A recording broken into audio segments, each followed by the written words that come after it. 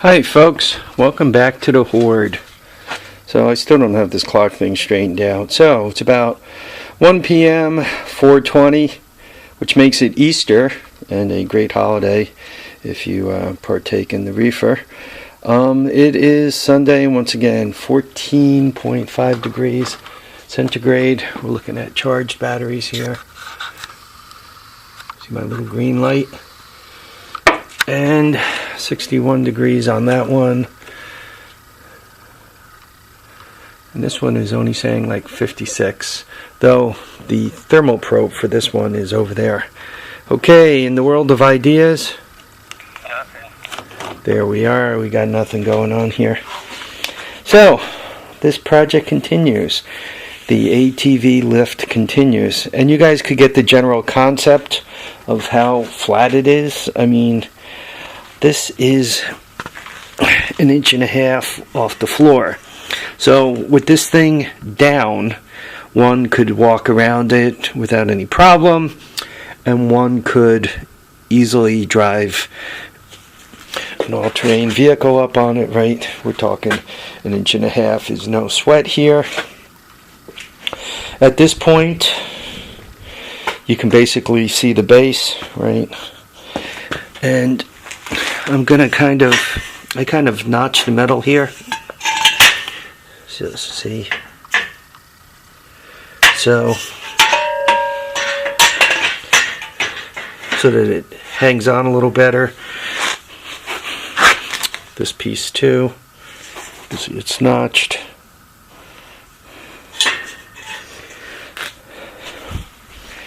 And the back piece.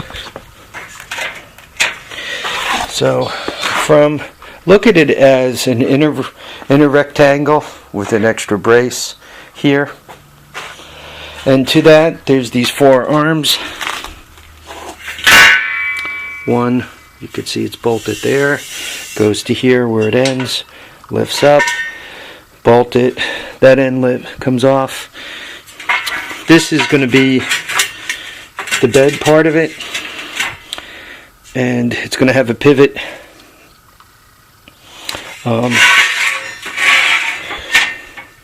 Actually, it's going to go out quite a ways, and there's going to be a pivot here, and out here.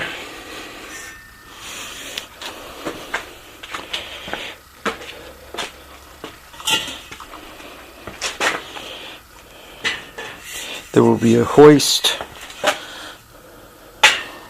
on this, and then as I tighten the cable from up here, the theory is it's going to lift this platform up. The one I've already looked at on the internet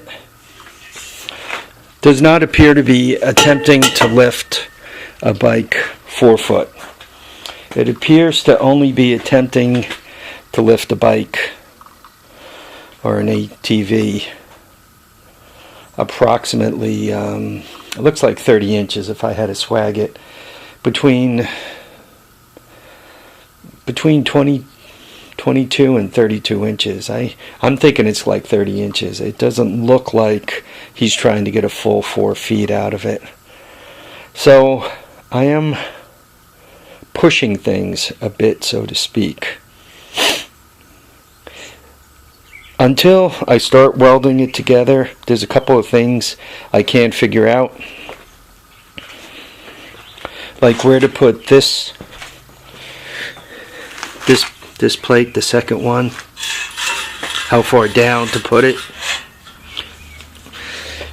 The further down I put it, and if I'm going to run a brace, the further down I put it, it makes the whole thing stronger.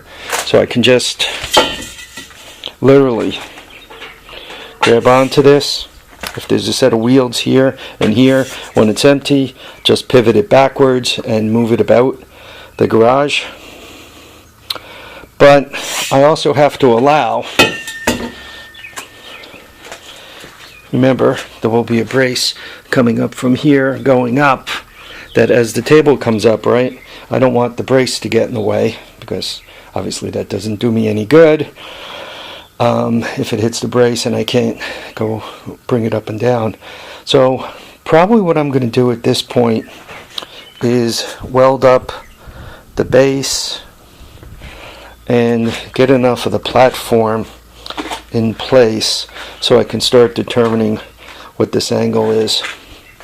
I also discovered in the Horde, for some of you long-time viewers, I bought a bunch of these.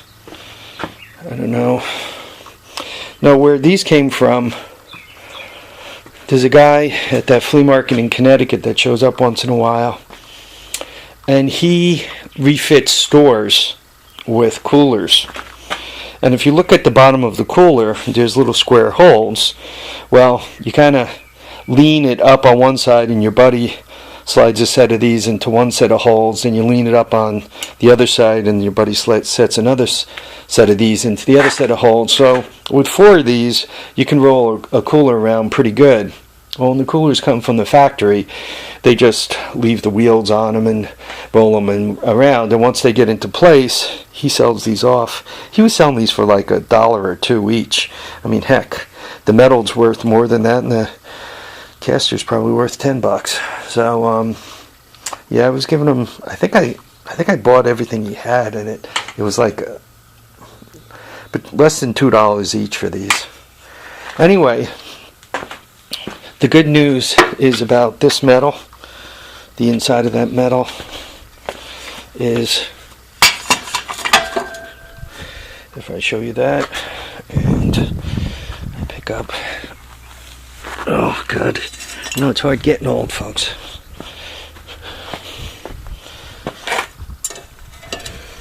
That fits right inside. Right, I got some scrap metal around the edges, but see, it fits right inside there. So I can actually use this to do some of the reinforcement action I want to do. Anyway, today's goal is to get this thing as far as I can, and then I'm going to have some Easter dinner with my family. And tomorrow, I'm not sure if I'm going to have to buy the plate steel to go across the top.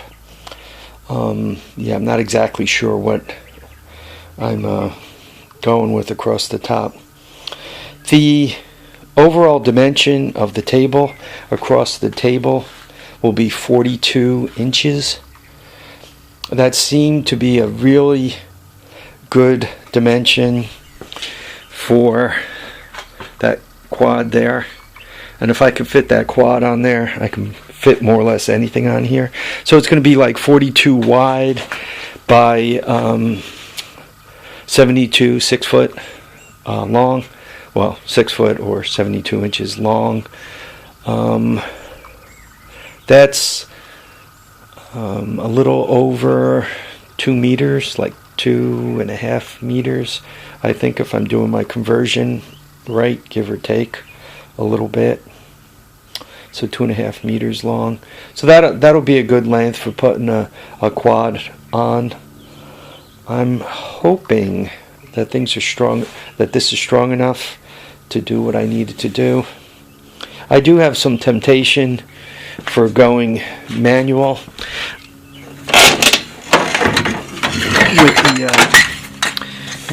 with the lift. There we are. So I have some temptations. I'm not quite sure what I'm going to do yet. I haven't completely decided. In that case, I mean, there'd just be a crank here, right? Round and round I go until it comes up. So that's as far as I've got it so far. I've probably been working on it for about 3 hours. If I had to guess, I probably have another couple of hours. I have about 5 hours. So this will be a 10-15 hour project. Not huge. And as you get into one of these, I always ask myself, for whatever I'm doing, does it pay to do it? Is it a make versus buy? Well, for $300, I can buy a motorcycle lift from Harbor. The motorcycle lift from Harbor, I think you step on, you pump it up, and you let it down hydraulically. The motorcycle lift from Harbor does not do 48 inches, so this will do 48 inches. The motorcycle lift from Harbor is not this thin. The motorcycle lift from Harbor is not this wide, though one could, basically put a table on top of it and get it this wide. But the motorcycle lift from Harbor, once again, would take up quite a bit of real estate in here, whether there's something on it or not. It's a pretty big object, where this thing, when it's all flattened down like this, really won't take up much space, and space is a massive consideration. So, as of now, the make versus buy really depends on what you're trying to do. I probably could have done this a little bit cheaper. It looks like I do have a little bit of extra steel. But by the time you figure out, I don't know, if I put one of those 49.95 Harbor Freight 12 volt winches on it, and the top piece of metal, which is 50, 75, 100, I don't know, $75, give or take 20.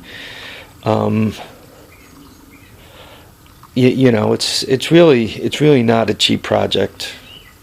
It's going to be $300, and the Harbor Freight motorcycle lift is $300. But I'm hoping, believe it or not, that this functions better than their lift, and if it does, I'm thrilled. Once again, it will go higher if it works like it's supposed to. It'll go higher. It will be a bit wider. It will be flatter to the floor, and it's kind of a cool project to build. So it probably won't be cheaper. It'll probably be the same cost. But if I get more for the same money, then we're all still good, right?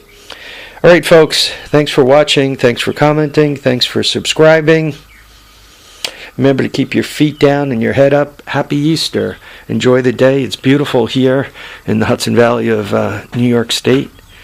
I did not go to the flea market this morning. I kept my word to myself. So by not going to the flea market, I basically, the 3 hours I would have spent at the flea market, I spent here actually getting some work done. So not a bad thing, not a bad thing at all, right? One needs to make progress on their toys. Folks, take care. We'll see y'all soon. Thanks for watching, commenting, and subscribing. Bye now.